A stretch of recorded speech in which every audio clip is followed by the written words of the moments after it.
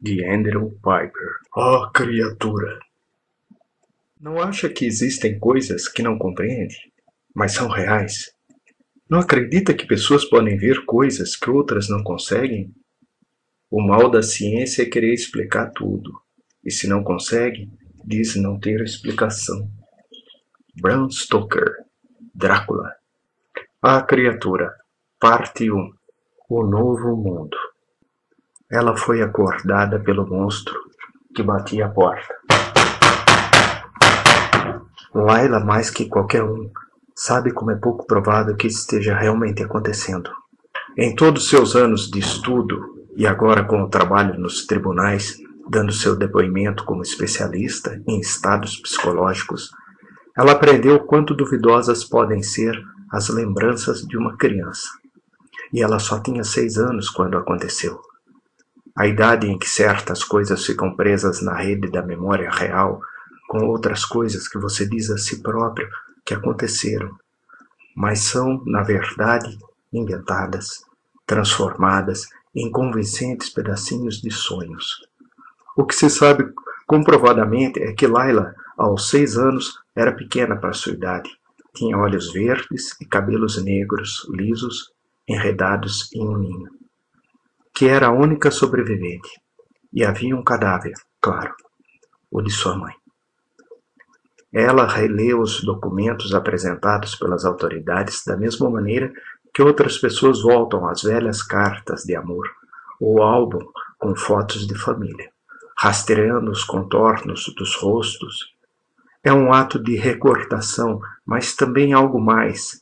Ela está em busca do elo perdido, porque apesar de os relatos do legista e da polícia serem conclusivos o bastante, plausíveis o bastante, ela consegue perceber que os fatos haviam sido exagerados para se conectarem a outros fatos com longos fios de especulação entre eles. Foi uma história montada para encerrar um caso, uma terrível narrativa sobre o ataque de um animal do norte. Contudo, nem um pouco inédita. Uma criatura de tamanho considerável. Um urso, isso era quase certo, atraído pelos odores de carne assada e suor humano. Invadira o chalé a cerca de 200 quilômetros do Círculo Polar Ártico, no Alasca, e destroçara a mãe dela, poupando Layla oculta em seu quarto, onde ela se escondera dos gritos. Aceitável à primeira vista, como tais histórias são criadas para ser. Ainda assim, havia tanta coisa que não se sabia que acabava sendo uma narrativa que desabava ante a menor estocada. Porque, por exemplo, o urso não havia comido a mãe, para onde ele poderia ter ido, já que os caçadores que foram procurá-lo apenas um dia depois não conseguiram encontrar seus rastros? E a parte mais intrigante, como ela havia conseguido escapar na floresta? A uma distância de quase 5 quilômetros da única estrada que levava, depois de 2 horas de carro, a Fairbanks, a trilha para o chalé, era um conjunto de sulcos lamacentos no verão. Mas nas profundezas abaixo de 0 de fevereiro, ela se tornava inacessível, exceto para um veículo especial para a neve. E a Kawasaki de sua mãe permanecera intocada no local. Quando e por que a menina havia deixado o chalé? Como havia conseguido atravessar o bosque sozinha? No ano em que completou 3 décadas de vida, Layla passou suas férias de verão investigando por conta própria. Ela foi até o norte para ver o chalé e, a partir dali, atravessou um bosque de faias até o trailer que sua mãe chamava de o lugar secreto delas. Ela conversou com todas as pessoas citadas nos relatórios que conseguiu encontrar. Foi assim que acabou conhecendo um dos caçadores que havia auxiliado no caso. Um idoso que descansava na cama de um asilo para indígenas em Anchorage, ao lado de quem ela havia se sentado na ocasião. Um homem velho bastante para não ter nada a perder, grato pela visita de uma jovem. Meu nome é Layla, disse ela. Layla Dominique, quando era uma menininha. Eu me lembro de você. Você se lembra? Aquela que não foi tocada pelo urso. Ele balançou a cabeça numa espécie de alegria triste, como se lembrasse de uma brincadeira que não deu certo. Só que não era um urso. Como você sabe? Marcas na neve, respondeu ele, mexendo os dedos para indicar pernas. Do chalé até algumas bétulas, a cerca de meio quilômetro de distância, e nenhuma pegada de urso. Isso não estava no relatório. Não estaria. Eu falei disso com aquele idiota de uniforme, um investigador federal. Mas ele nem se preocupou em olhar, disse que a neve tinha apagado tudo. Mas eu vi bem. Não de uma máquina, não de sapatos de neve, não de botas. Do que então? Ele sorriu, deixando à mostra meia dúzia de tocos de dente. O que mais parecia, o que eu disse ao idiota de uniforme, um cavalo. Um cavalo, repetiu Laila. Não era uma pergunta. Era para ouvir de sua própria boca algo impossível que ela, no fundo, já sabia. Os caras de uniforme nunca colocaram isso em nenhum relatório, para evitar constrangimentos. Da minha parte, acredito, disse o velho homem, porque não há cavalos selvagens no Alasca, e nenhum cavalo de criação teria conseguido atravessar uma neve tão espessa, mesmo que alguém o rebocasse até lá. Ele não teria conseguido chegar lá, o que significa que não teria conseguido sair de lá. Isso deixava a pergunta sobre o que havia acontecido para ser respondida por uma hipótese apoiada por uma colcha de retalhos do que fora apurado na cena do crime e em depoimentos de especialistas em comportamento animal. Laila não ajudou muito. Tinha sido considerada pouco confiável devido à sua idade e traumatizada pelo choque da perda da sua mãe. O que tornou sua versão dos fatos ainda mais inaceitável era que ela obviamente havia criado uma fantasia. Ela descreveu a forma escura de um demônio curvado sobre o corpo da sua mãe, seguida pela aparição de uma criatura mágica que a levou nas costas até o bosque. Como agora era psiquiatra, Laila sabia que isso era verdade. As crianças inventam coisas o tempo todo, não apenas por prazer, mas, às vezes, para sobreviver. Ainda hoje ela se lembra de coisas daquela noite. Um punhado de detalhes, recordados com a clareza de acontecimentos vívidos. Ela foi acordada pelo monstro que batia a porta. Ela pensa nele dessa maneira, como um monstro, porque ela sabe que não era um urso, porque ursos não batem antes de entrar, porque a diferença entre animais e pessoas é que animais não cometem assassinatos, eles caçam, porque ela ouviu. Capítulo 2. Não importa o tempo que faça, a doutora Laila Dominique vai a pé para o trabalho todos os dias, subindo a segunda avenida, saindo de seu apartamento e atravessando a ponte Robert F. Kennedy até as vastas superfícies de quadras de esporte e camping institucionais da Ilha Randall. A partir dali, o caminho mais curto para o centro psiquiátrico judicial Kirby seria a estrada secundária que passa debaixo da interestadual. Mas lá ele se mantém junto ao rio, tendo por companhia apenas os corredores mais dedicados e algumas babás entendiadas empurrando carrinhos. Leva mais tempo, mas ela sempre chega cedo.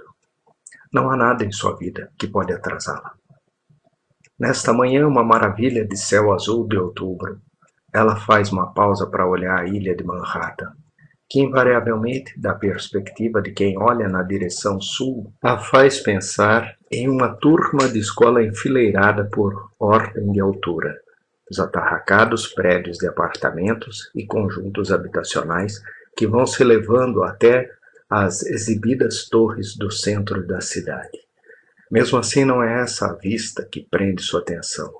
Ela olha para o outro lado das águas agitadas, para o menor prédio de todos, bem ali à sua frente, onde teve de ficar de pé, cercada de estranhos nas fotos escolares de sua adolescência.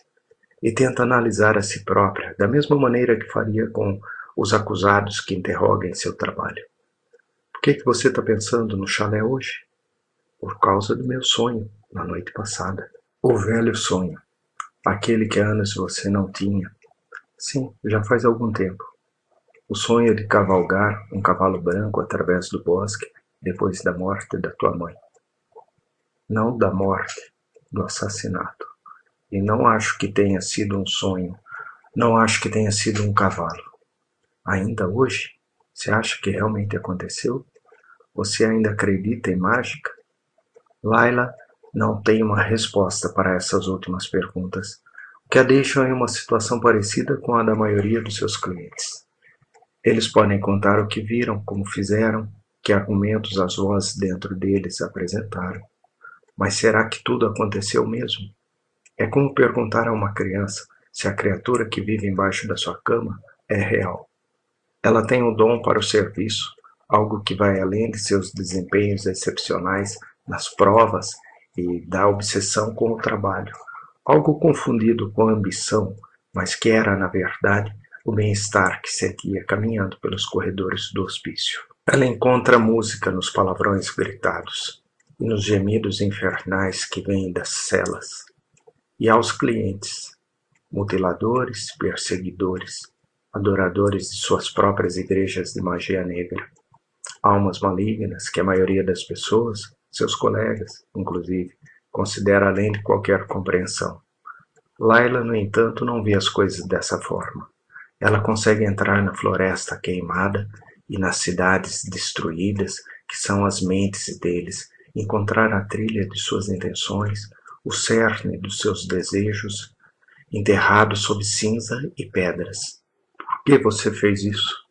É a pergunta final dela na maior parte das entrevistas. Não sei, responde o assassino ou estuprador. Eu sei, diz Laila. Ela começa a andar de novo na direção dos muros claros do Kirby à frente. Sua falta de beleza e a enormidade que nem tentam disfarçar o fato de ali ser uma casa de loucos. A maior parte das pessoas com quem ela trabalha, os assistentes sociais e enfermeiros, costuma dizer que o prédio é horroroso, ou como um procurador de gravata borboleta, que costuma dar em cima dela, sendo sempre rejeitado, gosta de dizer: o pandemônio nos portões do inferno. Laila discorda totalmente. Era verdade que ela trabalhava em um lugar para onde ninguém quer ir. Por isso achava que sua aparência arquitetonicamente honesta havia um motivo para se parecer com o inferno. Havia muitos outros empregos aos quais Laila poderia ter se candidatado, posições menos exigentes, em que ela enviaria criminosos violentos para instituições públicas, como o Kirby, sem ter de lidar diretamente com eles. Sã e salva, mas nunca desejou isso. Era satisfatório encontrar algo com o qual sentisse afinidade na sala de aula da universidade, mas assim que começou no Kirby, ela achou eletrizante a prática de sua profissão. Laila tinha um talento especial para ouvir ecos das vozes demoníacos nos pensamentos de seus clientes, uma espécie de empatia que seu supervisor, Dr. Edmund Stahl, acreditava destiná-la a um sucesso ainda maior do que ela já conhecera, ainda que admitisse que isso deixava um pouco assustado. Mas, apesar de o Kirby representar o lugar mais imundo da prática psiquiátrica, Laila havia encontrado ali tudo o que precisava. Ela ganhava mais do que o suficiente para uma mulher solteira, que não saía muito, em um apartamento mediano, e nunca quis que seu trabalho fosse seguro. Não se podia admitir isso. Não era profissional. Era errado. Mas Laila se sente estimulada, quase excitada, ao vislumbrar as mentes mais doentias.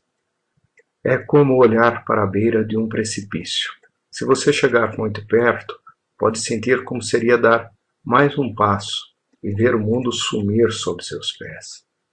Uma mulher vem correndo em sua direção, não muito diferente dos maratonistas emaciados que dão voltas pela cidade noite e dia. Normalmente passam sem dar conta da presença dela, mas aquela mulher, com os cabelos escuros presos numa trança que bate em um ombro e depois no outro, a cada passada, olha diretamente para ela. Havia apenas 2 fotos, ao menos que ela conhecesse, quadrados brilhantes saídos dos lábios de câmeras Polaroid. Retratos de uma mulher que Lyla comparava com ela mesma, nos quais às vezes se via, às vezes não, mas quando a corredora olha para trás ao passar, Lyla reconhece. Aquela mulher que corre é idêntica à sua mãe. Capítulo 3. O que você é? Alguma espécie de louca? Doutora Lyla Dominique digita seu código de segurança na entrada de funcionários, enquanto edita em sua cabeça a acusação que havia surgido em sua mente. O que você é? Alguma espécie? Alguma espécie de quê? Como diretora assistente de psiquiatria judicial em uma das principais instituições de segurança máxima do país, se diagnosticaria. Ela sabe ao menos por onde começar. Sintomas. Primeiro, um sonho da noite anterior, no qual ela era resgatada no dorso de um animal branco. Essa manhã, lembrança de um monstro de pé numa poça de sangue na porta do chalé. E agora há pouco, a alucinação de ver sua mãe no rosto de uma desconhecida. Ela não consegue fazer isso.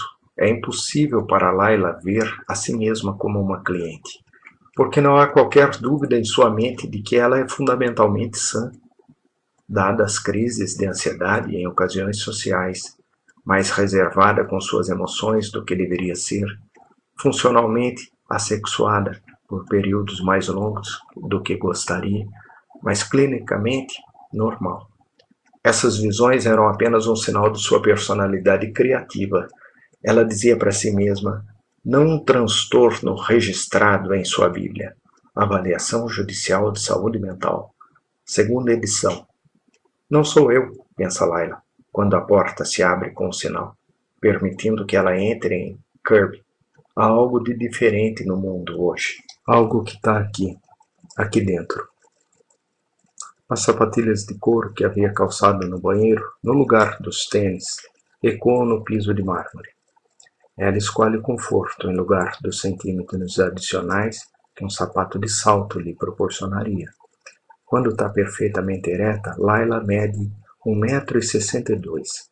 Ela não é pequena apenas em termos de altura, mas proporcionalmente. Dedos finos, quadris estreitos, orelhas diminutas. Por toda a sua vida foi chamada de petite, um termo que a fez odiar o francês. Ainda assim, ela tem consciência de que algumas de suas escolhas reforçam, de alguma forma, o estereótipo. Os terninhos feitos sob medida, os óculos redondos de aro de tartaruga, os cabelos negros cortados em um chanel curto. Ela é, ao mesmo tempo, compacta e severa, o tipo que tantos homens como mulheres tendem a classificar como intensa. Mas havia algo de sedutor em sua intensidade, algo que muitos outros viam, mesmo que fosse invisível para ela. Não era bem um convite, mas ela trazia a promessa de uma descoberta extraordinária, um presente admirável a ser compartilhado, se apenas fosse possível encontrar a chave que a abria. Dando bom dia aos colegas que passam, ela entra no elevador, que leva ao seu escritório, o tempo todo dizendo para aquela vozinha interior se calar. A voz lhe pertence, mas é diferente da sua. É aquele demôniozinho irritante que todos nós temos. Lyla, no fundo, uma freudiana sentimental, acredita nisso, que precisa ser domado de tempos em tempos. Inadequada. Os outros não percebiam que estava lá. Essa outra parte dela, maníaca, com um riso de escárnio. Lyla abre a porta da antessala atulhada, onde fica a mesa de sua assistente Denise, cercada de arquivos altos e uma triste cadeira com uma cratera no assento. Só de olhar, ela percebe que Denise tem novidades.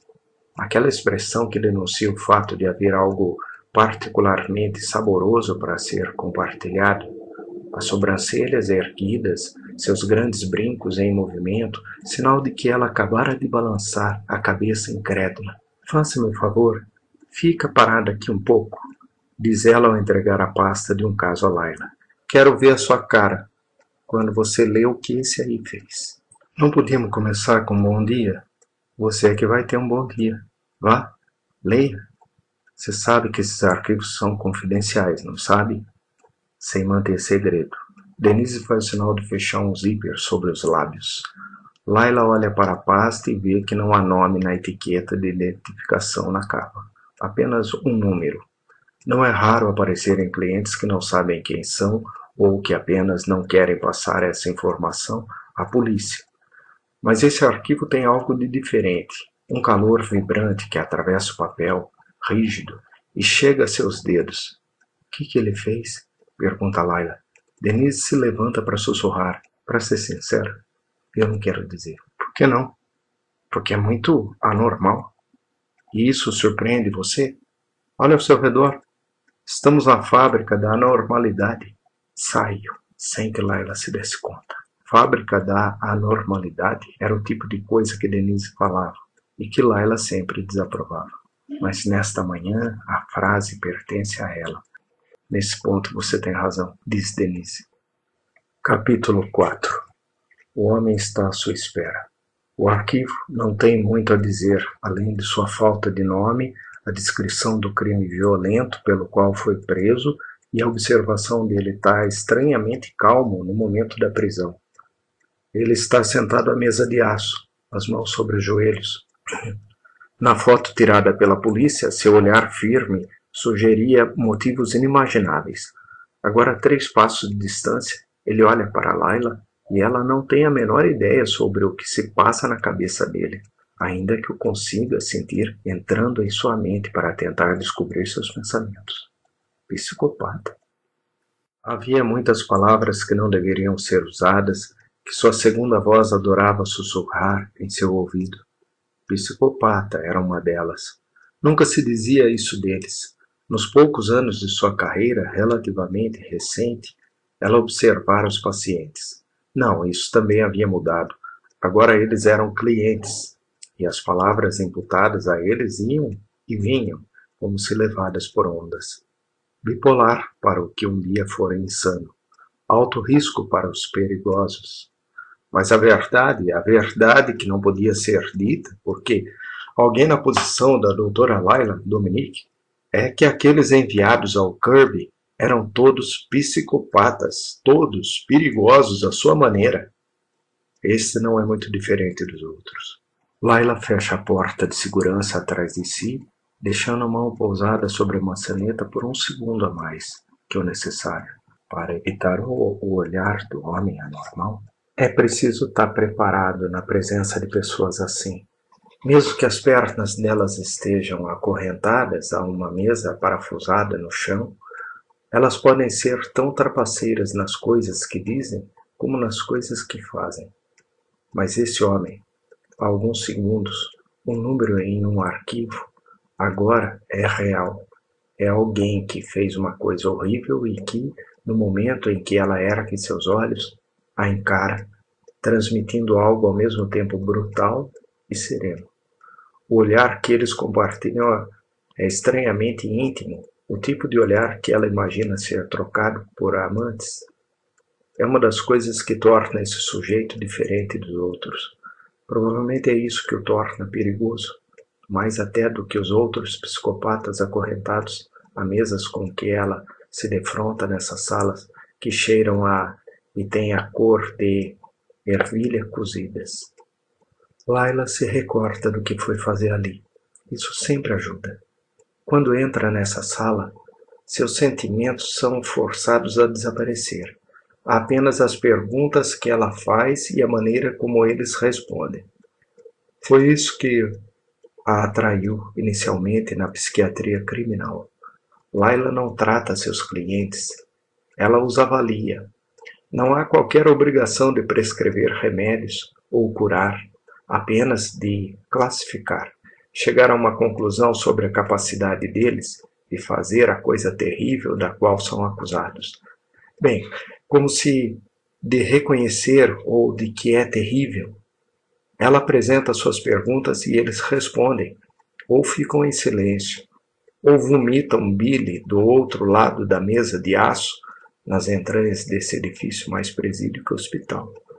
Às vezes, O cuspe acerta sua pele. Ela solta a maçaneta, dá um passo adiante e se dá conta pela segunda vez de que aquela manhã não será tranquila. O homem ali sentado, meio que sorrindo para ela, é diferente dos outros. Como ela pode afirmar isso? Não se trata de seu rosto nem de seu corpo. Ambos são agradáveis, ainda que de uma maneira não convencional.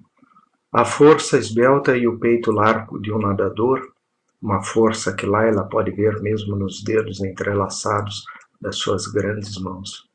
Suas bochechas, maxilar e queixo são definidos, a pele esticada contra os ossos.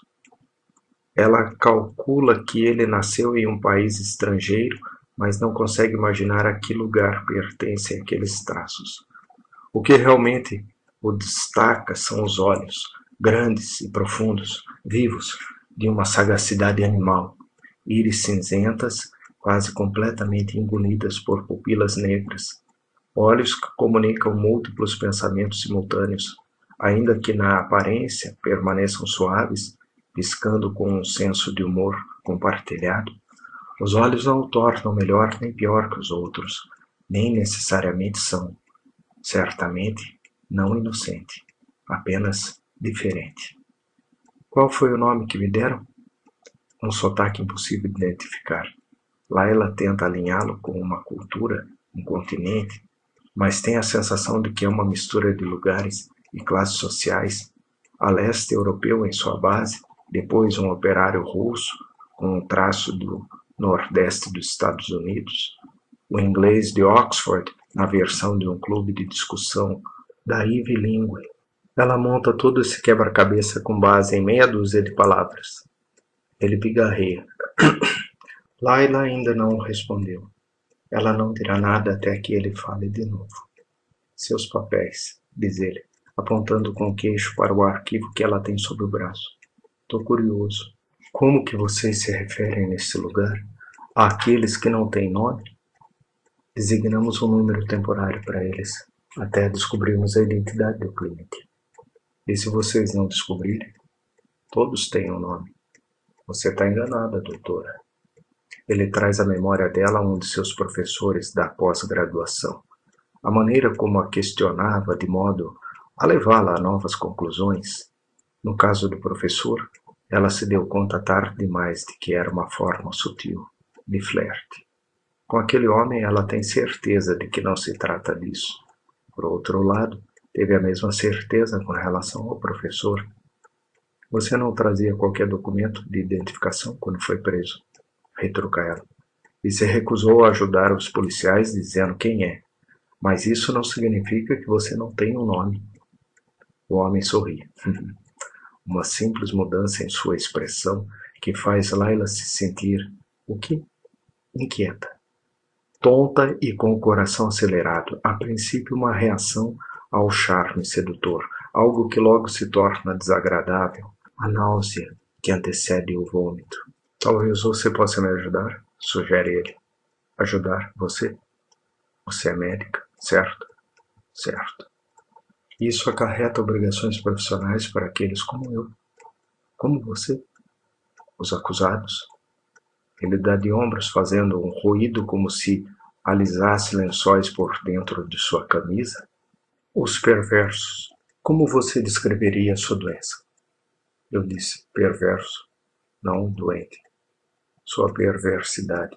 Então, estou acostumado demais com ela para descrevê-la. Então você acha que meu trabalho é explicá-la a você? Não. Quero sua ajuda em um problema completamente diferente. E qual seria? Ele sorri de novo.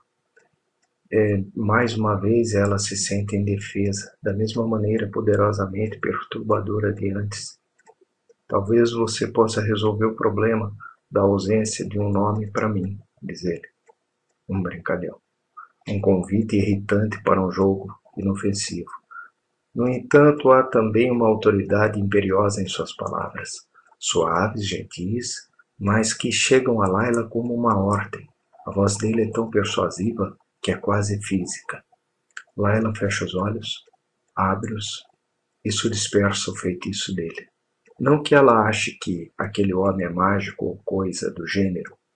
Feitiço é a única palavra que vem à sua mente. Podemos falar do motivo de você estar aqui? Pergunta ela. Claro. Ele ri, um rosnado de fumante. Mas é um pouco estranho conversar com você desse jeito.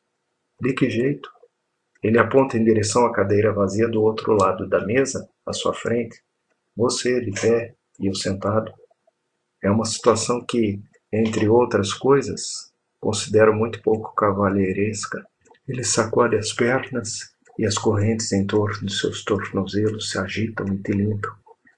Eu levantaria, mas meus limites não permitem. Tá bem, vou sentar então, diz Laila, mas ela não se move. Pouco cavalheiresca. A expressão a detém.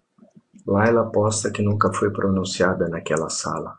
Ela teria esperado um tom de sarcasmo, dado o lugar onde estão, dada a situação complicada em que o homem se encontra, mas ele está claramente falando sério. Um cavalheiro. É assim que ele se vê. É assim que ele quer que ela o veja. Só isso bastaria para fazer dele um caso interessante. Se o turbilhão de outras observações em sua cabeça já não houvesse feito isso. Vou sentar, repete ela, e dessa vez realmente se senta. Ela abre o arquivo. Ele olha para ela. Ela está tão consciente do olhar dele que as letras dançam nas páginas. Chega de babaquice. Sua segunda voz lhe diz. Você está parecendo mais doida que ele. Controle. Laila considera esse o seu maior talento. Ela esteve nesta sala com homens que prometeram matá-la. Confessaram atos indescritíveis entre acessos de riso. Disseram coisas tão abjetas que ela teve de tomar um banho assim que saiu dali. Uns 2 deles chegaram a fasciná-la por alguns momentos, até que ela finalmente encontrou o alçapão que eles mereciam e um dos manuais de diagnóstico, percebendo que aquele fascínio era apenas um entusiasmo passageiro do desafio profissional. Passando por tudo aquilo, por todos aqueles condenados, ela havia mantido o controle. Mas agora com aquele homem, ela sente algo totalmente diferente. Não é medo, mas a agitação que se experimenta quando está perto de alguém capaz de uma violência imprevisível. Já percebeu que ele é inteligente, que é preciso estar preparada para surpresas desagradáveis. Ainda assim, sua excitação não é aquela que se tem quando se está diante de um adversário respeitável. Deve-se à noção de que este momento representa algo para ela, algo importante, de uma maneira impossível de compreender agora, mas que, se ela se mostrar merecedora, acabará entendendo. Além da sensação inabalável de que ele está aqui por causa dela. Laila sente como se ele a elogiasse apenas por estar sentado aqui, um prisioneiro, olhando para ela. Pare com isso. Controle-se, já. Você compreende do que é acusado? Pergunta Laila. Sim, compreendo. Agressão em primeiro grau. Isso é um crime grave. Uma pessoa é culpada de agressão em primeiro grau quando, no intuito de desfigurar séria ou permanentemente outra pessoa, ou de destruir, amputar ou incapacitar um membro ou órgão do corpo dela, causa tal injúria a ela ou a um terceiro. Creio ser essa a subseção pertinente. Você já memorizou o Código Penal? Não por inteiro. Falta poesia nele, não acha? Mas eu pedi para olhar o livro e eles deixaram. Sim. Sim o quê? Eu diria que essa é a subseção relevante. Em intuito de desfigurar séria ou permanentemente. Ele franze o nariz, e a palavra fofo pisca na mente de Laila. Sex, corrige sua incômoda segunda voz. Não fofo, mas definitivamente sexy. Eu discordaria do permanentemente, diz ele. A cirurgia plástica hoje em dia faz coisas maravilhosas. Ela pensa em escrever transtorno de personalidade narcisista, falta de compaixão, ferimento direto infligido à aparência, não ao corpo da vítima em suas notas, mas não quer interromper o fluxo de palavras entre os dois. Você poderia me contar o que aconteceu? Pergunta ela. Eu arranquei as orelhas de um homem. Não havia uma faca? Não era preciso usar uma faca. Isso não é comum. Não? Ele pisca, de modo tão lento com a sala tão silenciosa que ela pode ouvir. Arrancar as orelhas de alguém com as próprias mãos, diz ela. Eu diria que não é algo comum, como você fez isso. Ele mostra suas mãos, junta os dois indicadores com os respectivos polegares formando dois círculos. Eu as peguei assim e puxei desse jeito. Ele solta as mãos e as algemas fazem um tinido ao bater na mesa. Foi o que bastou? O corpo humano é mais maleável do que as pessoas imaginam? Mais frágil também? Você se aproximou dele por trás? Não, ele vinha de um lado e eu do outro. Ele não tentou impedir você? Como tentar impedir algo que não se espera que vá acontecer? Você falou com ele? Sim. O que você disse? Inspire. Por quê? Porque eu sabia que ele faria isso. E porque, quando ele expirasse, eu teria terminado. Mais uma vez, Laila precisava fixar seu olhar nas páginas do arquivo sobre a mesa, usando-as como uma âncora que aprende ao mundo lá fora. Eu vi as fotos, ela diz, usando o polegar para passar as páginas, apenas com as mãos. Não acreditava que isso fosse possível. Normalmente não. Suponho que não. O homem balança a cabeça como se ouvisse um comentário inesperado. E você não é normal. Nem um pouco.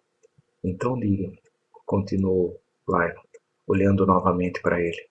Compartilhe comigo seu segredo ensurdecedor. Ele ignora a piadinha dela tão facilmente como ela havia caído na dele.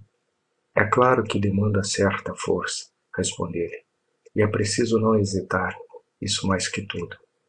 Você não hesitou porque aquele homem merecia o que você fez com ele? Não, não. Você entendeu mal. Ela pensa mais uma vez naquele professor, lembrando-se, agora, da impaciência dele. Eu não hesito em nenhum dos meus atos. Ela faz uma anotação do arquivo, um rabisco taquigráfico.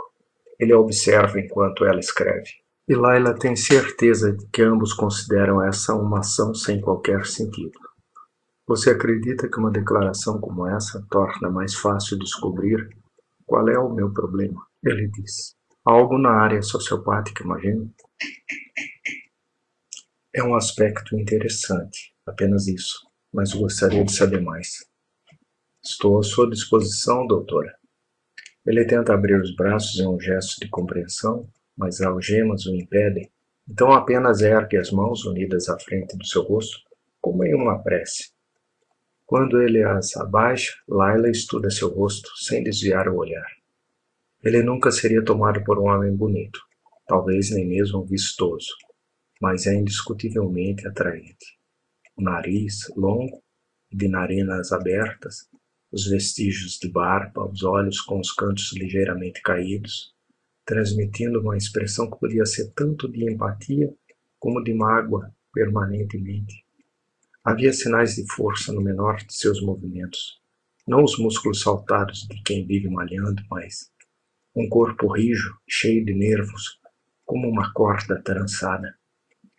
Ela se enganara em sua impressão inicial dele como um nadador. Há uma elegância nesse esporte, o progresso de um corpo contra um elemento que oferece resistência, na qual ele não teria interesse.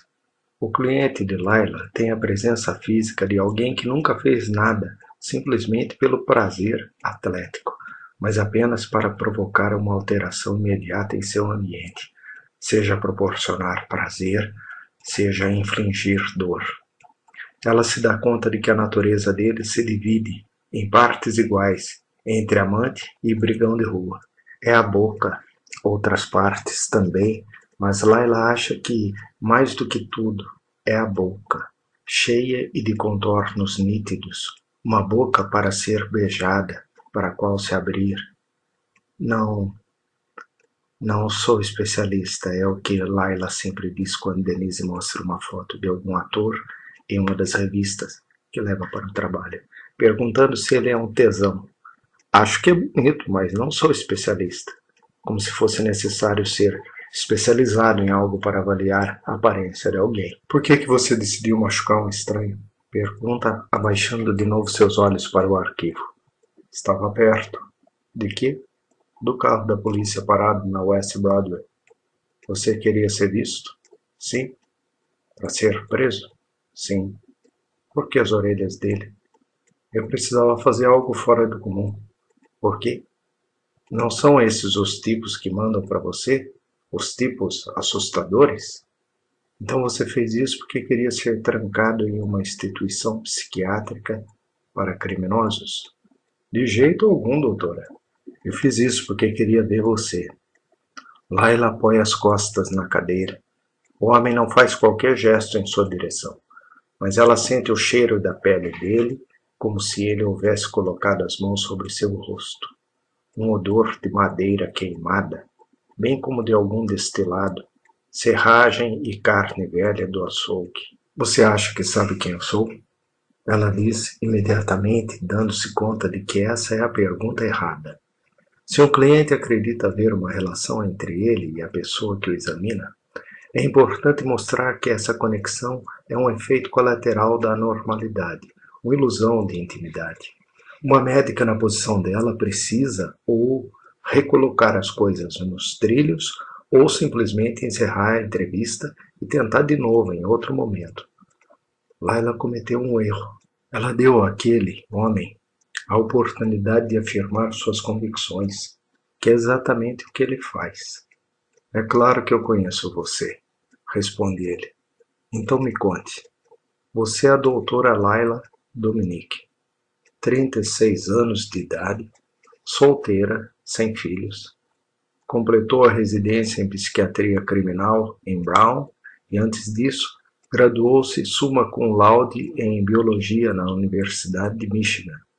Tudo com bolsa integral, com um ou outro emprego de meio expediente. O Kirby é o seu único local de trabalho desde que você começou, o que, acredito, foi uma escolha sua. Você queria o melhor, o que no seu campo de trabalho significa o pior. Meu nome é com isso que você está trabalhando, retruca Layla, com um tom intencionalmente áspero, para disfarçar o tremor em sua voz. Os nomes da equipe aqui são de conhecimento público. Meu currículo está em algum lugar da internet, junto da minha data de nascimento, pelo que eu sei. Uma eficiente busca na internet, o que é muito diferente de saber quem eu sou. Verdade. Falando assim, você não passa de uma coletânea de fatos para mim, mas eu espero que isso mude em breve. Não vai? Agarre-se às suas dúvidas, doutora. Elas lhes darão consolo por algum tempo. Até o quê? Até que tudo se transforme em pó, até que sua antiga vida termine e uma nova comece. Ela rabiscou outra anotação, dessa vez para compor a pergunta correta, aquela que lhe permitiria sair daquele nó de enigmas cada vez mais apertado. Se você realmente me conhecesse, diz ela, saberia os nomes da minha mãe e do meu pai. Esperta, colocando armadilhas para mim? Como assim? Você nunca teve um pai? Até onde eu saiba, pelo menos. E sua mãe? Qual é o termo educado na América? Morta? Não. Claro que não. Vocês são alérgicos a essa ideia neste país. Até mesmo a simples menção disso. Sua mãe se foi. Mas foi ela que eu conheci pessoalmente, antes que você nascesse e até que ela morresse. A palavra não me ofende. Claro que não. Que médico ficaria ofendido? Morresse? Assim? Sejamos adultos? Não passa de um bem-sucedido tiro no escuro. Adivinhar que ela era filha de mãe solteira, sem nomes, nenhuma circunstância específica, mas Layla tem de se esforçar para manter isso em mente. Ele está jogando verde, nada além disso. Como é evidente que se arrisca com o parente morto cujo nome começa por uma vogal, tio Ed, e ganha o crédito por ser espantosamente precisa, aquele homem está tateando na expectativa de que ela o ajude a encontrar uma particularidade qualquer, algo que ela não vai fazer. Em primeiro lugar, porque seu trabalho é virar o jogo nessa entrevista. Em segundo, porque não gosta da ideia de que ele tenha um mínimo conhecimento, ainda que falho, de seu passado. Há uma série de problemas em sua proposição, afirma Layla com toda tranquilidade. É mesmo? Para começar, parecemos ter a mesma idade, o que significaria que se eu era uma criança quando conheceu minha mãe, você também era uma criança. Então, mesmo que a houvesse conhecido, o que eu duvido, você não se lembraria, pois seria muito novo para isso. Você falou que havia alguns problemas. Pode citar outro? Você não deu um nome à minha mãe, nem disse em que circunstâncias a conheceu. Há um relógio na parede e o homem olha para ele, calculando com razão que essas entrevistas têm limites de tempo pré-estabelecidos. Suas correntes retinem sob a mesa quanto pondera que abordagem adotar. Tenho muitas coisas a dizer que você classificaria como inacreditáveis logo de cara. Essas suas dúvidas me deixam em desvantagem, especialmente aqui onde não posso lhe mostrar coisas, apenas falar. Diz ele. Ainda assim aguardo ansiosamente nossas discussões futuras, doutora. Elas vão demandar um bom tempo, e a demonstração vai ajudar. Daqui onde estou, posso observar mais do que você imagina, diz Layla, colocando os cotovelos sobre a mesa. E minha audição é ótima. Meu trabalho é escutar. Então escute isso. Não sou igual a ninguém que já tenha passado por este lugar. Sou um caso extraordinário. Era isso que você estava tentando mostrar quando atacou aquele homem daquela forma? Ele inspira lentamente e com força. Vamos parar de falar dele? Ele não é a razão pela qual estamos juntos agora? Não, ele não significa nada. A dor que você provocou, você está dizendo? Não. O homem se põe de pé, dá um coice nas correntes das pernas com tanta força que a mesa até o chão treme. Com os punhos cerrados, ele evita oscilar. Layla hesita, mas um segundo depois se endireita na cadeira. Não estou aqui para explicar um crime banal. Não sou um caso a ser estudado. Achei que você... Ele se cala no instante em que se dá conta de que está gritando. Senta. Seus olhos se dirigem para a porta, como se esperasse um policial entrar. Layla também meio que espera isso, mas seja porque o guarda do outro lado do vidro está muito ocupado, molhando sua rosquinha, seja porque ele aguarda um sinal da parte dela, a porta permanece fechada. Estou aqui para lhe dar um presente, diz o homem, a voz apenas sussurro. Layla fecha o arquivo. Preciso ir. Por favor, fique. Essas entrevistas não podem ocorrer se... Prometo que não farei isso de novo. Serei paciente. E é um presente realmente extraordinário. Por favor, Layla. A maneira como ele fala o nome dela, o som com o sotaque dele, parece mais próximo de sua pronúncia verdadeira do que quando ela mesma o pronuncia. Ela se deixa ficar, em parte, para confirmar seu diagnóstico ao saber o que ele quer lhe dar de presente, em parte para ouvi-lo pronunciar seu nome de novo. Que presente? Pergunta. Algo que eu nunca compartilhei por completo com outra pessoa. Um segredo? Se é um segredo, está debaixo do nariz da humanidade há um bom tempo. Um conhecimento especial, então. Apenas a verdade, doutora. Layla larga a caneta, faz um sinal para que ele prossiga. É verdade que, por nossas aparências, parecemos pertencer à mesma geração, começa ele, o que significaria que eu era uma criança na mesma época em que você. Mas a verdade é que nunca fui uma criança, metaforicamente. Nada disso, não entendo. Vim ao mundo nessa forma adulta, na qual permaneci por toda a minha vida, uma vida que já se estende por mais de 200 anos, doutora Dominique. Layla assente com a cabeça da maneira mais casual possível e pega de novo a caneta. Faz outra anotação no arquivo. Afirmação irracional de idade, constância igual a aparência, características sobrenaturais. É quase decepcionante, até mesmo este, tão interessante e aparentemente tão diferente, está se acomodando, caindo em uma categoria. Delírios de imortalidade consistentes com esquizofrenia igual ou maior indicação de síndrome de Cotard. Ele estava o tempo todo indo nessa direção. Ela se dá conta agora. Era a intensidade dele, sua atratividade perturbadora, que havia tirado do rumo. Mas ele agora está entrando no foco do diagnóstico, exatamente como todos os outros, o que torna esse dia igual a todos os outros que vieram antes. Isso faz com que ela se sinta velha, uma velha de 200 anos.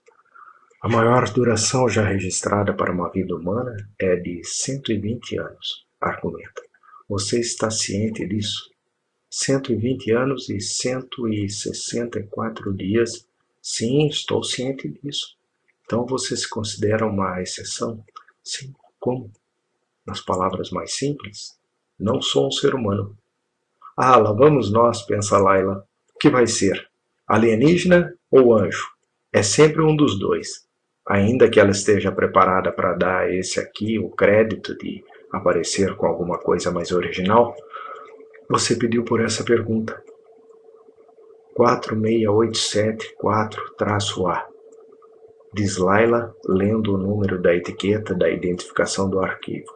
Se você não é humano, o que você é? Ele sorri, mas é um sorriso diferente dos anteriores. Há uma tristeza em seu rosto que se transmite para ela. Um desespero toma imediatamente conta do seu peito. Acho que a resposta para isso é o porquê de eu estar aqui, diz ele. Você já disse isso. Para que alguém lhe dê um nome. Não, Layla. O rosto dele se aproxima do dela por sobre a mesa, mais perto do que ela havia imaginado que as correntes permitiriam. Para que você saiba o que eu sou. Desaba de chofre sobre ela. O medo. O homem a deixara em alerta desde o momento em que ela entrara na sala, mas até agora não havia se sentido realmente apavorada. Para que você saiba o que eu sou.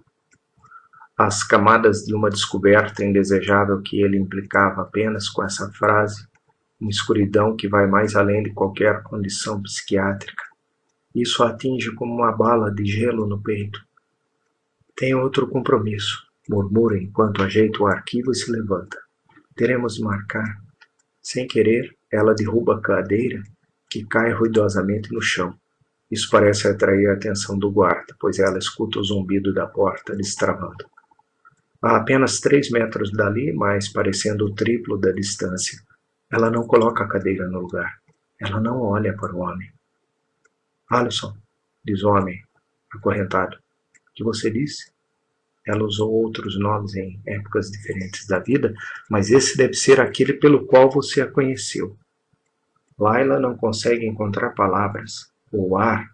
Ela vai até a porta, mas ao chegar lá, sua mão fica congelada na maçaneta. Sua mãe, prossegue ele. Eu a conheci, Layla, de uma forma que você nunca imaginou, nem imagina. Como você, sua mãe não era quem ela dizia ser, de maneira alguma. Isso não é.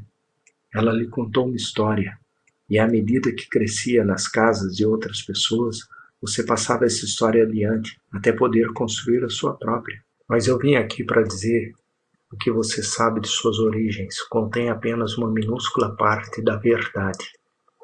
Layla tem de usar toda a força de vontade, mas se volta para encará-lo. Então por que não me conta? Conte-me a verdade. Seu pai não era um homem chamado Jonathan. As poucas fotos que você tem são de um estranho, que lhe foram entregues por sua mãe para que parecesse que você era fruto de um relacionamento breve, que eles haviam tomado caminhos diferentes. Chega! Enquanto a mulher que você conhece como Alisson era sua mãe. Cala a boca! Alisson era sua mãe, mas o homem naquelas fotos, Jonathan, não teve qualquer participação na sua concepção. Você está enganado, diz ela. Jonathan Dominic era meu pai.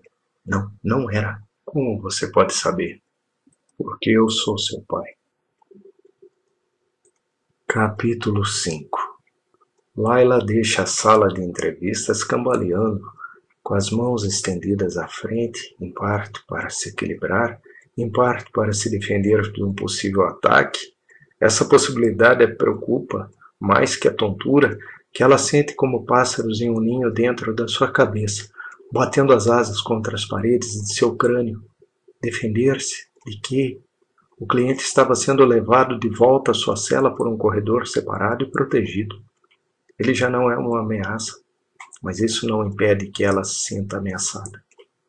O meio sorriso e os olhos que a devoravam, ela lhe contou uma história, o corpo de sua mãe, a coisa de pé junto dela. Ela consegue sentir o cliente sem nome dentro do prédio, em algum lugar na vastidão de concreto dos longos corredores do Kirby. Ela irradia um calor que a faz olhar para trás mais de uma vez durante o dia, esperando vê-lo. A cada vez um momento de verdadeira surpresa por ele não estar ali. Layla sabe que apenas ela, rememorando repetidas vezes aquilo que ele disse, o que era estranho. Os clientes lhe diziam coisas bizarras o tempo todo, mas praticamente nada ecoava em sua mente depois que ela fechava a porta da sala de entrevistas. Ela tenta dizer a si própria que isso se deve ao fato de ele ter falado coisas extremamente pessoais. Mas, por outro lado, em alguns clientes já haviam tentado irritá-la antes, colocando-a na berlinda. Nenhum deles se armou de fatos obscuros da maneira como o homem desta manhã havia feito. Seria por isso que a voz dele continua em sua mente? Estudos sobre fenômenos psíquicos afirmam que é o que acontece com fantasmas. Os mortos surgem mais vividamente para aqueles que estão à sua procura. Então as pessoas que amargam o luto veem aqueles que perderam, exatamente como quem brinca com uma tábua ou ija move, sem se dar conta, a setinha com seus dedos. Uma série de ligações criadas por ela mesma. Ela está pensando nele, e isso lhe dá a impressão de sentir a presença dele, de maneira que parece que ele está tentando alcançá-la, exatamente como ela faz com ele. Agarre-se às suas dúvidas, doutora. Ele nem precisava se incomodar de dizer isso a Layla. A dúvida é algo que ela não precisa se preocupar em perder. As conversas de seus clientes não passam de uma colcha de retalhos, de enredos, palpites, negações, ilusões. Sua profissão é duvidar das pessoas. Foi por isso que ela se dedicou tanto aos estudos, pensa agora. Aqueles boletins brilhantes, as bolsas de estudo, a carta de aceitação do Kirby. Ela havia desconfiado de tudo isso. Ela sabe para onde, em última instância, seria conduzida pela terapia. Sua mãe. A maneira como havia morrido. Uma criança que acreditava ter sido o monstro a bater na porta do chalé. Um Pégaso branco voando pela floresta com ela na garupa. Não, nunca teve qualquer problema com dúvidas. Ela pode dissociar muito facilmente tudo o que ele disse. Os nomes de seus pais haveriam demandado alguma pesquisa, mas qualquer pessoa obsessiva com computador e tempo a perder chegaria a essa informação. Era ainda mais fácil refutar o restante. Mais de 200 anos de idade, sem sinais exteriores de envelhecimento. A afirmação de ser seu pai. Não é preciso ter um diploma avançado de psiquiatria para classificar tudo isso como loucura total. Então, por que você olha para trás a cada 5 minutos? Ele é diferente. Ela sentiu isso no instante em que o viu. Até antes disso, em sua caminhada para o trabalho, naquela manhã, ao ver sua mãe passar correndo, e previamente também o sonho com o monstro. Não há qualquer ligação entre esses momentos e os sonhos, mas, ainda assim, sua mente vagueia entre eles com a fluidez da coerência. Sua mãe, o homem na sala de entrevistas, a coisa no chalé, de volta a sua mãe mais uma vez. Em certos aspectos, Layla se lembra até de mínimos detalhes sobre a mãe, mas em outros não tem nenhuma recordação. Nesses casos, ela se sentia olhando uma paisagem a 1.500 metros de distância. Às vezes as nuvens cobriam tudo de cinza, e outras vezes ela se afastava para mostrar a fumaça que saía de uma chaminé, o balanço no quintal, alguém pendurando roupa na corda. Um dos detalhes que se revela agora é como, antes das cantigas que a faziam dormir, Ela costumava ouvir histórias. Laila desconfia de que eram inventadas na hora, já que nenhum dos enredos correspondia aos clássicos infantis que ela conhece. Nada de rimas do Dr. Seuss, de animais que falam, ou livros com desenhos encantadores. Na verdade, não se pareciam com histórias que se contam a crianças daquela idade. Para começar, eram muito assustadoras. Um homem que entrava num quarto proibido e era quase devorado por mulheres que se transformavam em demônios. O garoto que ficava até tarde na rua e era repetidamente chutado por um estranho até sua cabeça se abrir. Um médico que descobria uma maneira de colocar um espírito em um cadáver retirado do cemitério. Quando cresceu, Laila passou a ver essas histórias como variações dos contos dos irmãos Grimm, cujo objetivo era admoestar e instruir. Mas agora ela vê as fábulas que sua mãe contava como algo pior que isso, mais doentio. Eram histórias de horror. Laila folheia o catálogo de sua memória em busca de uma recordação mais terna, mais salubre. Então, quando o cabelo de sua mãe vem à mente, ela se prende a ele. Um tom escuro que era quase líquido, pela maneira como desviava a luz em faixas que desciam pelos fios. Laila se aninhava nas costas da mãe e escondia o rosto sob os cabelos dela, espiando por entre eles como se estivesse em uma cachoeira. Agora ela sente, mais uma vez, o cheiro daqueles cabelos. Uma fragrância de baunilha que não vinha de qualquer shampoo ou condicionador, mas da pele da sua mãe. O perfume dela que se agarrava aos filamentos negros e macios. O cabelo de Laila seria desse jeito se ela não o cortasse na altura do queixo. Ela sempre partiu do princípio de que isso era uma maneira de afirmar uma postura sensata e profissional. Mas agora se dá conta de que deve ter mais a ver com evitar a dor de ver sua mãe todas as vezes em que se olhasse no espelho. Se seus cabelos fossem longos. Agora, uma nova pergunta. Se ela sentia sua mãe de forma tão viva, mesmo tão distante no passado, por que seu pai, sua imagem, seu nome, não lhe provocava qualquer sentimento específico? O homem na sala estava certo, pelo menos nisto. Jonathan Dominic. Para ela, não era nada além da fotografia de um estranho, o que não é a mesma coisa que dizer que a ideia de um pai não significasse nada para ela. Laila sentia a ausência dele de forma aguda, tão aguda quanto o horror pelo assassinato da sua mãe. Um vazio insaciável corroendo seu coração. Você quer seu pai? Disse sua voz interior. É a sua cara compadecer-se mais de algo que sempre esteve ausente. Então outra voz, a dele. Até que sua antiga vida termine e uma nova comece. A despeito de todas as suas dúvidas, parece a Laila que já começou. Uma nova vida, mais enérgica que aquela que a antecedeu, todo o seu corpo irritadiço e ativo.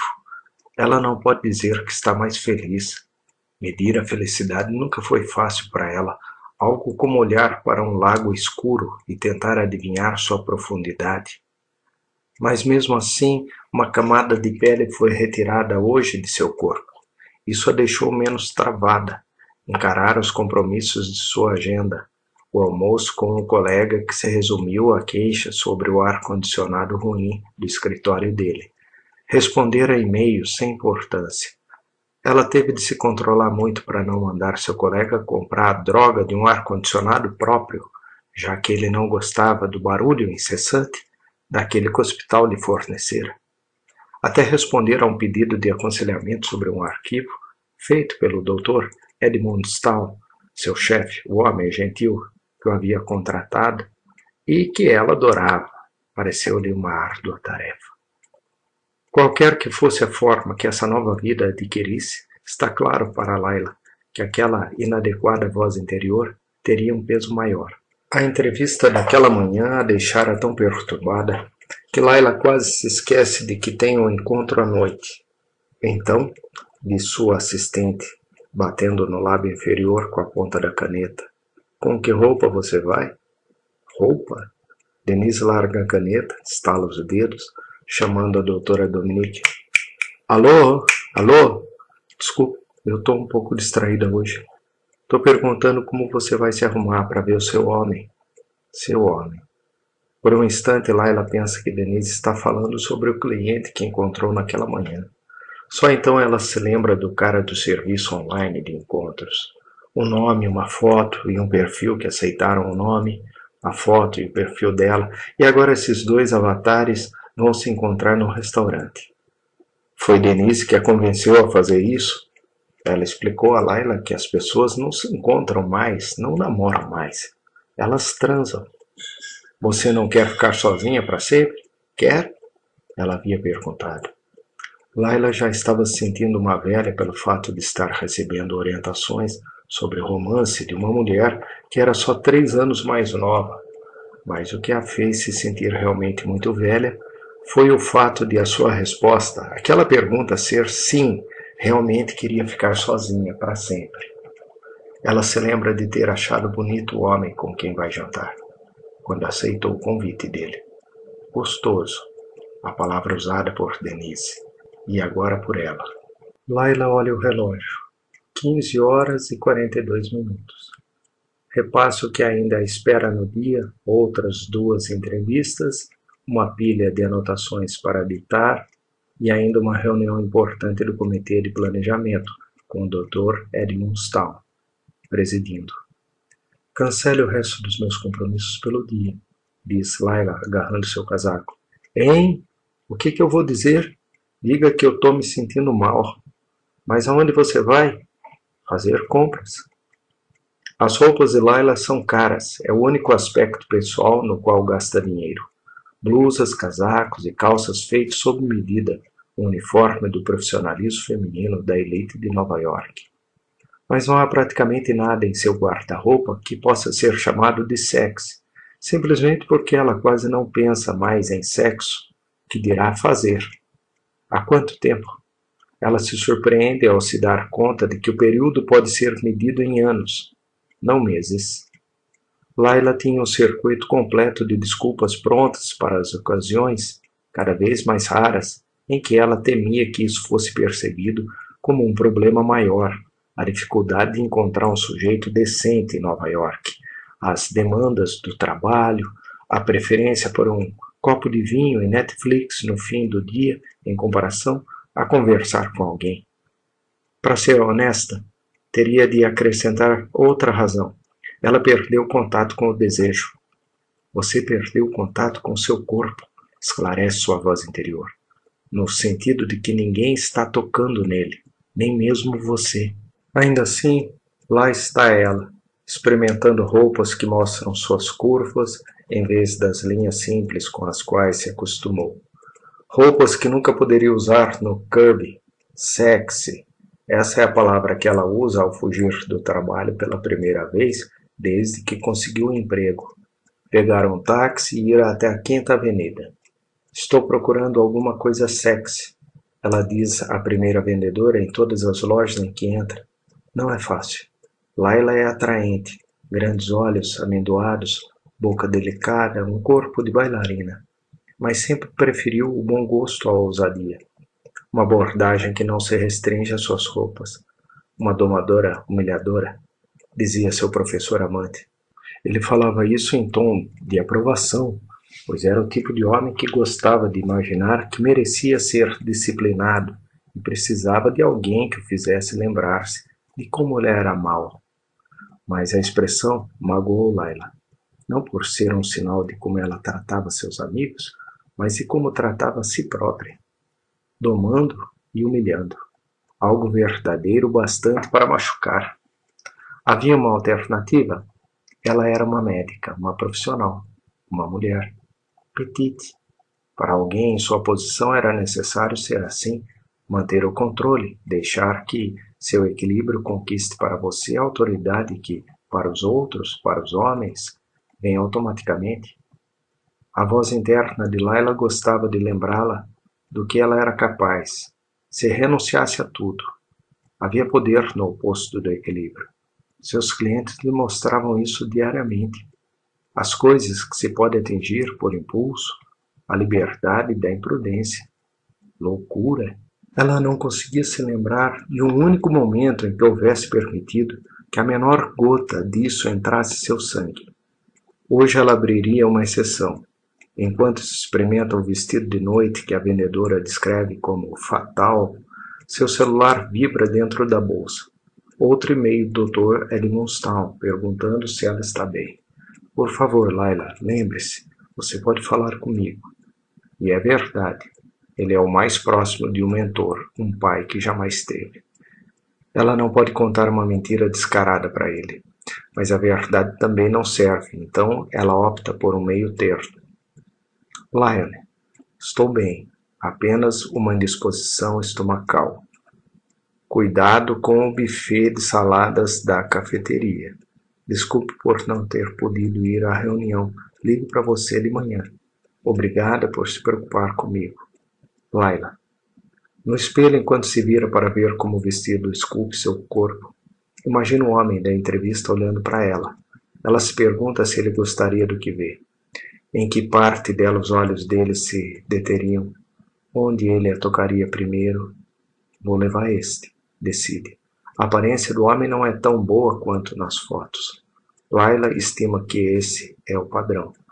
E ele não é tão interessante como seu perfil prometia. Escalador, investidor de alto nível em fazendas de energia solar, mas é bonito bastante, interessante bastante. Laila não consegue evitar compará-lo ao homem que a entrevistara naquela manhã, considerando-o inferior. Que diabos há com você? Aquilo era uma sessão com o cliente, um psicopata. Estou em um encontro. É uma luta contínua para se lembrar do nome do homem, bebericando vinho e cortando o linguado à sua frente, do outro lado da mesa. A fim de não esquecer, ela cita o nome na conversa sempre que possível. Mas, Tim, você nunca tem medo quando olha para baixo do pico da montanha? Posso fazer uma pergunta pessoal, Tim? Eu gostaria de ir embora agora, Tim. Essa última é antes de a sobremesa chegar. Você está se sentindo bem? Pergunta ele, já empurrando a cadeira para trás, como se estivesse pronto para executar a manobra de Hamlet em Lyre. Eu realmente gostaria de ir ao seu apartamento. É sua resposta. Até ela fica surpresa com isso. Ele está surpreso também, mas essa surpresa não o impede de se erguer e fazer o gesto de assinatura para o garçom para que lhe traga a conta. Até durante o sexo ela se assegura de chamá-lo de Tim. É uma tentativa de parar de imaginar que não é seu encontro online que está na cama com ela, mas o cliente de hoje, porque ela não consegue parar de pensar nele dessa forma. Seu cliente e 46874-A também não funciona, então ela lhe dá um nome. Pensa nele como Ivan. Não permita que ele invada seus pensamentos, Laila, principalmente agora. Fica com este homem, com Tim. Como ele seria? Não cara de energia solar, e sim Ivan, aqui na cama. Ele certamente não seria desse jeito, ela tem certeza. Ainda que seja realmente bom, Tim é atencioso, quer demonstrar seus truques, suas mudanças suaves de posição. Na cabeça de Laila, tudo não passa de fazer amor. Ivan seria menos consciente dos papéis presumidos para ambos, menos autocongratulatória em sua generosidade. Eu não hesito em nenhum dos meus atos. Ivan a foderia.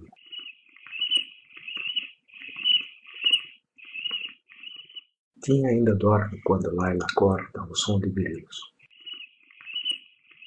O rádio-relógio na mesa da cabeceira está marcando 2 horas e 42 minutos. Os grilos são o sinal de uma ligação do seu celular. Além de Denise tentando tirá-la de uma entrevista que se estendeu demasiadamente, ou de seu instrutor de yoga avisando de um cancelamento de aula, ninguém telefona para ela. Ela desliza para fora da cama e leva a bolsa para o banheiro, no corredor. Fecha a porta. Alô? Laila? É o Dr. Edmonstown? Laila, sinto muito. Não queria que você ficasse preocupado. Não se trata de você ter faltado à reunião de ontem. É mais urgente que isso. A voz de Edmund Stahl é calma, ainda que ele esteja ligando às 15 para as 3 da madrugada. Mas Laila já ouviu essa versão da tranquilidade antes. Ela mesma a utiliza com seus clientes menos previsíveis. O que houve? Perguntou Laila. Qual é o problema? Não posso falar pelo telefone. Você poderia vir ao meu apartamento? Agora? Se você estiver se sentindo bem o bastante, se não der muito trabalho. Não entendo. Por que não podemos? Sou estranho, eu sei, mas não posso falar sobre isso com ninguém além de você. Por favor, pode vir? Claro que sim. Apenas me dê um tempo para... Mas o Dr. Edmund Stahl já desligou. Capítulo 6. Elas já estiveram no apartamento do Dr. Edmund Stahl várias vezes, para jantares e reuniões do departamento, mas nunca sozinha. A possibilidade de ser algum tipo de convite romântico passa pela sua cabeça, mas é rapidamente refutada. Lionel Edmund Stahl é divorciado, tem 50 e poucos anos e 2 filhos na universidade. Laila tem a impressão de que essa nova liberdade lhe deu a chance de buscar uma vida diferente. Ele às vezes comenta que foi à ópera ou ao cinema com o meu amigo, que ela realmente acredita ser outro homem. Laila pede ao taxista que a deixe na esquina da Madison com a 96 e vai caminhando até o prédio de Edmund Stahl. Àquela hora, até mesmo em Nova York, você pode ser a única pessoa no quarteirão, situação em que Laila se vê agora. Ela não tem o hábito de usar saltos altos, então seus sapatos novos arranham a calçada a cada 3 passos. Clique, clac, crac. Ela se dá conta de que, se precisar correr, não conseguirá ir mais rápido que agora. Ela aperta o botão do interfone do apartamento de Edmund Stahl e, em segundos, a voz dele se faz ouvir. Laila, sou eu. O zumbido da porta. Em vez de abri-la, ela sente a necessidade imperiosa de se virar e sair, clique, clac, crac, refazendo seu caminho pela rua. Ela não precisa fazer isso. Se Lionel Edmund Stahl teme uma guerra civil interdepartamental, se quer pedir ajuda para encobrir alguma negligência embaraçosa, se está à beira de um colapso nervoso, não é ela quem tem de subir as escadas e bater a porta dele no meio da noite. Não é isso, sua cagona, disse sua voz interior. É que você está morrendo de medo. O zumbido da porta é insistente. Ela empurra com o ombro. Sobe a escada até o 2º andar. A rua lá fora do outro lado das paredes a atrai como um imã, mas ela luta contra essa atração, indo mais rápido que pode. Ao chegar ao apartamento de Edmund Stahl, ela encontra a porta entreaberta. Ele a poupou de um novo round de hesitação que teria sido bater a porta. Tudo o que precisa fazer é empurrar a porta e entrar. É o que ela faz. Entra. Laila adora este lugar. Pé direito alto, as janelas em arco, a parede de tijolos aparentes e ainda por cima no Upper East Side. Ela não sabe como Lionel faz para pagar.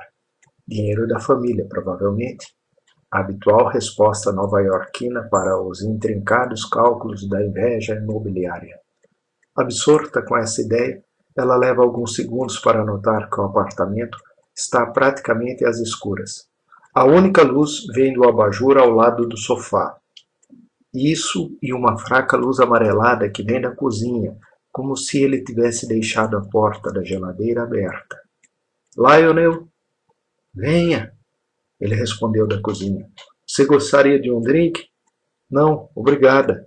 2 cubos de gelo caem em um copo de uísque e ela espera o som de um líquido sendo derramado sobre eles. Mas, se socorre, é fraco demais para conseguir escutar. Por favor, feche a porta. E entre, Laila. Feche a porta. O som da voz dele é normal. Este é um lugar normal para estar. Uma coisa normal para ela estar fazendo. Não, não, não. A estranheza da situação a afeta de uma maneira que tirar as calças do homem com quem ela se encontrou não havia afetado. Que pegar suas roupas do chão do quarto dele e sair sem deixar um bilhete não haviam afetado. Isso se deve ao fato de ela ter decidido fazer aquelas coisas, e esta a escolhera. As últimas 24 horas já reuniam muitas esquisitices. Agora ali na semi-obscuridade do apartamento de Lionel Edmondstown, ela se dá conta de que abandonar o controle leva a situação assim. Você blefa e vai às últimas consequências algumas vezes, e com certeza sua sorte vai acabar. Ela começa a se dirigir à porta quando Edmondstown aparece vindo da cozinha. Está escuro demais para que ela veja os detalhes em seu rosto. Ele segura o copo com os cubos de gelo. Obrigado por ter vindo, diz ele. Soa normal, ainda que a situação não seja.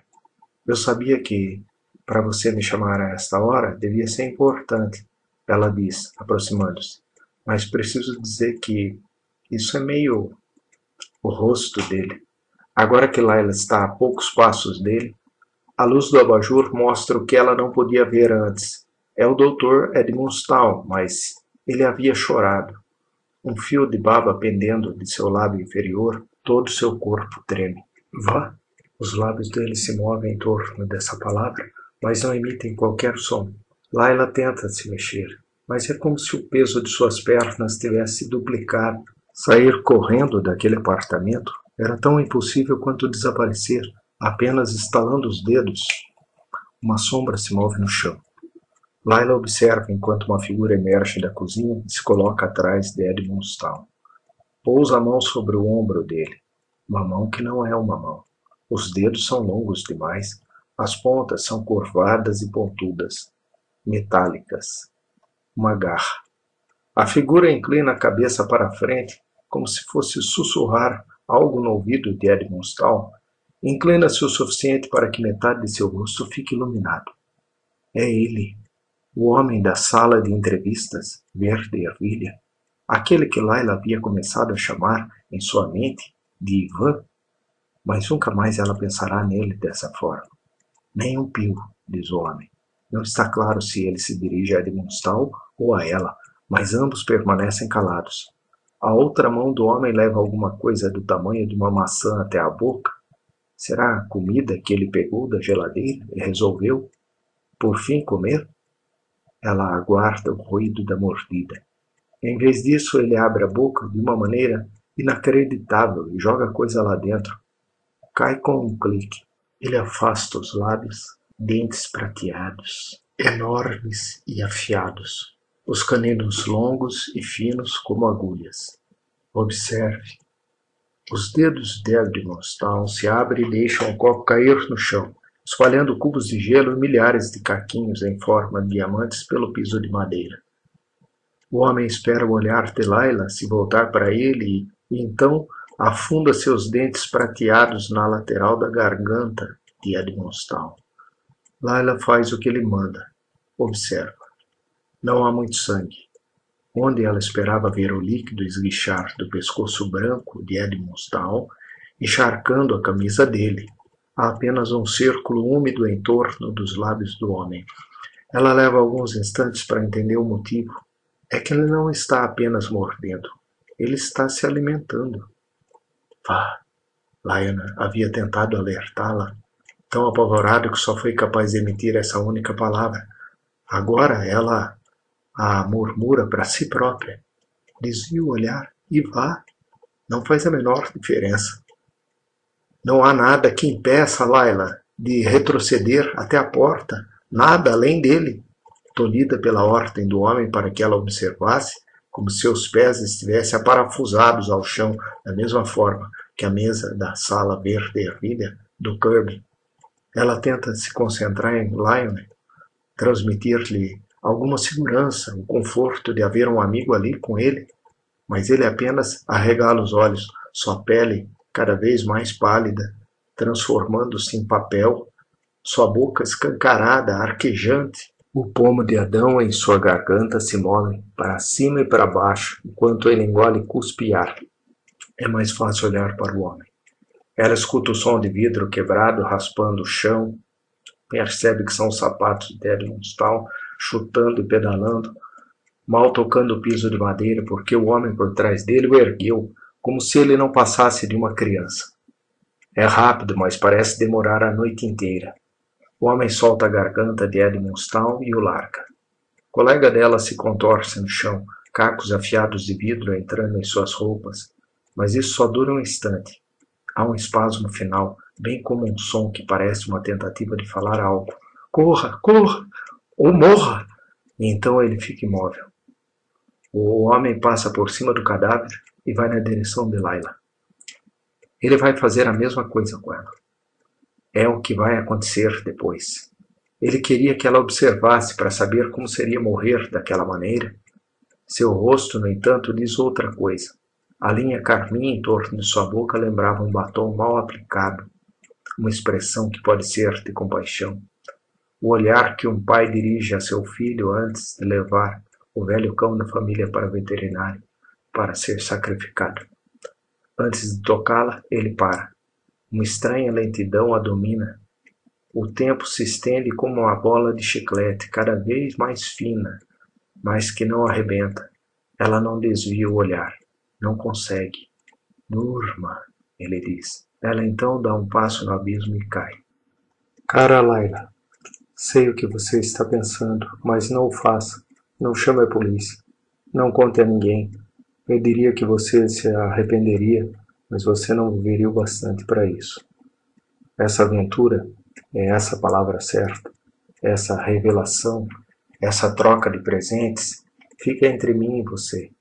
Há tantas coisas que eu espero que você descubra, coisas realmente surpreendentes, mas não posso estar a seu lado o tempo todo. Além da polícia, há outros sujeitos muito mais perigosos atrás de mim, e se eles acharem que você é minha cúmplice, vão destruí-la, tão rapidamente como buscam me destruir. Mesmo agora você pode se sentir compelida a envolver as autoridades. É preciso resistir a esse impulso. Em primeiro lugar, pense em quão fantástica a verdade soaria. Um louco que fugiu do hospício atraiu você até o apartamento do seu chefe para que você testemunhasse o que? Ele mordendo o pescoço do homem com dentes de prata? Ele se alimentando? Pare um momento.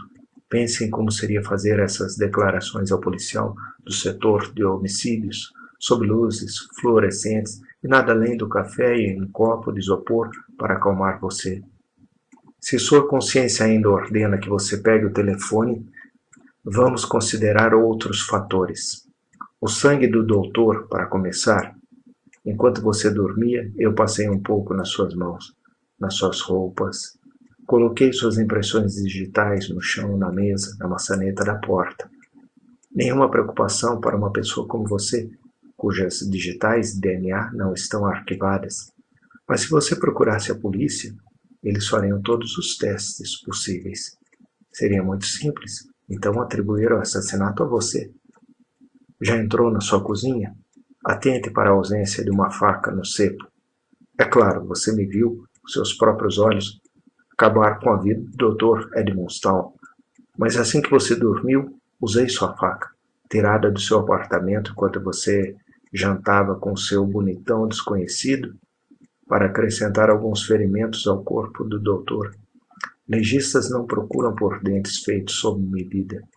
Layla, eles vão em busca do óbvio. Esses estranhos furinhos serão um mistério, sem dúvida, se trazidos à baila em seu julgamento. Mas a sua faca é mais do que o suficiente para fazer você uma assassina. Eu tenho a faca. Se você não fizer o que eu digo, vou mandá-la para a polícia. O que eu quero que você faça? Apenas uma coisa. Venha até mim. Eu sou o fugitivo, o que arrancou orelhas, o assassino de um guarda da prisão, um homem sem nome. Eles virão atrás de mim desde que não tenho mais ninguém, desde que não